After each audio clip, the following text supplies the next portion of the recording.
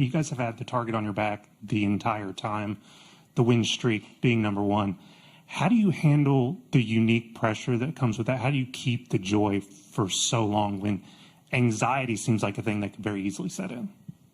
Well, the only way that you can have a joy that doesn't fade away is from the Lord. And any other type of joy is actually happiness that comes from circumstances and outcomes. I think Coach has said this before, but joy from the Lord is really the only thing that can keep you motivated, just in a good mindset, no matter the outcomes. Thankfully, we've had a lot of success this year, but if it was the other way around, joy from the Lord is the only thing that can keep you embracing those memories, moments, friendships, and all of that. So that's really the only answer to that, because there's no other way that softball can bring you that, because of how much failure comes in it and just how much of a roller coaster the game can be.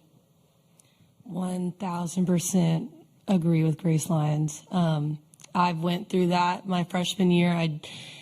I was so happy to win the college. I've talked about this before, but I was just so happy that we won the College World Series, but I didn't feel joy.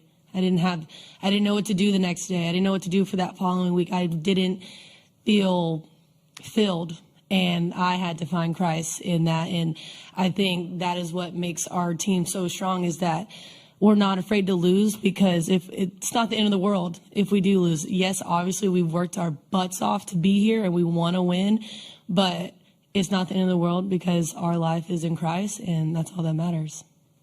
Yeah, I think a huge thing that we've really just latched onto is eyes up. And you guys see us doing this and pointing up, but we're really like fixing our eyes on Christ. And that's something where, like they were saying, you can't find a fulfillment in an outcome, whether it's good or bad. And I think that's why we're so steady in what we do, and our love for each other and our love for the game, because we know this game is giving us the opportunity to glorify God. Mm-hmm. And I just think once we figured that out and that was our purpose and everyone was all in with that, it's really changed so much for us. And I mean, I know myself, I've seen so much of a growth in myself with once I turned to Jesus and I realized how he had changed my outlook on life, not just softball, but understanding how much I have to live for, and that's living to exemplify the kingdom. And I think that brings so much freedom.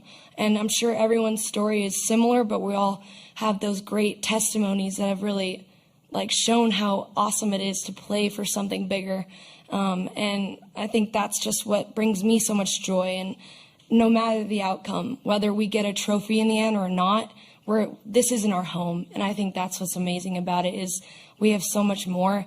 We have an eternity of joy with our Father, and I'm so excited about that. And yes, I live in the moment, but I know this isn't my home. And no matter what, my sisters in Christ will be there with me in the end, when we're with our King. So, Patty, you've